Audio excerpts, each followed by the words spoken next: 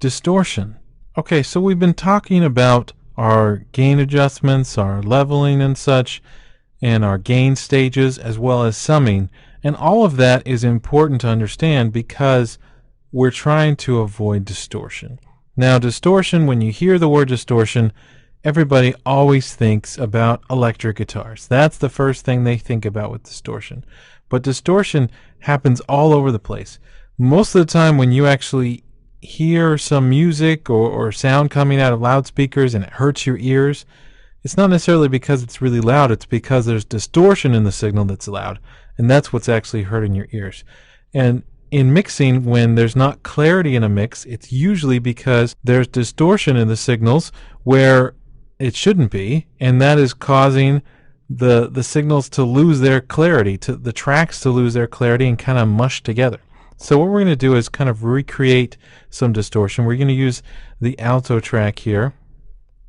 This too shall pass, this time in your life. And what we're going to do is we're going to start by adding some, it's a trim plugin, but it has 6 dB of gain on it. So we add 1. This too shall Not pass, much, but I'm going to option click and drag. life won't last. You notice that we're starting to hit red. If you listen closely, you can hear a little crackling happening when they're hitting those high notes. One thing's for sure is that he will be there. This too Okay, shall another one. pass. This time in your life won't last. Hear life there. I found a real friend. Okay, that He'll kind of- be there through. That kind of squishing sound, that sound like that, that's distortion. So what's happening is the waveform is actually getting kind of chopped up because it's going too loud. Now watch what happens. What we're going to do here is we're going to pull up an Audio Suite plugin. We'll just do that same one, and we'll just be adding 12 dB of gain, well 6 dB of gain at a time. And you'll see what happens. So we hit process, and right now we even start to get where these waveforms are just starting to get chopped off. Okay, so it's just kind of squishing the audio,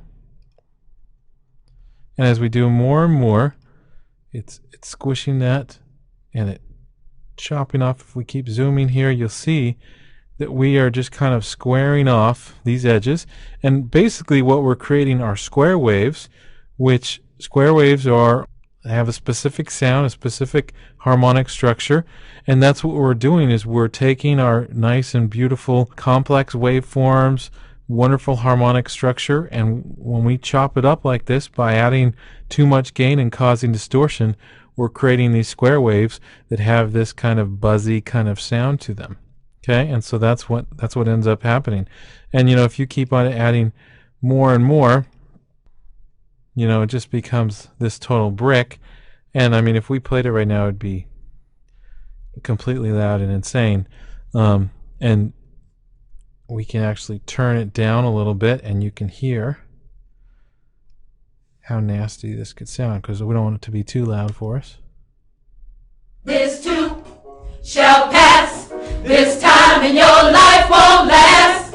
I found a real friend. He'll be there through thick and thin. May not. Okay, so that is really distortion. Now, that's an extreme example of it, but what happens is as we start to get some of that distortion, we start to get some of that squaring off of those waveforms, we get a little bit in each track, and they kind of add together, and they're tearing apart that clarity that's in your mix and making everything, you know, just a little buzzy. And as you hear that, when that buzzy kind of effect happens, that distortion, it makes it harder to understand what the words are that they're saying. It makes it not as smooth and clear.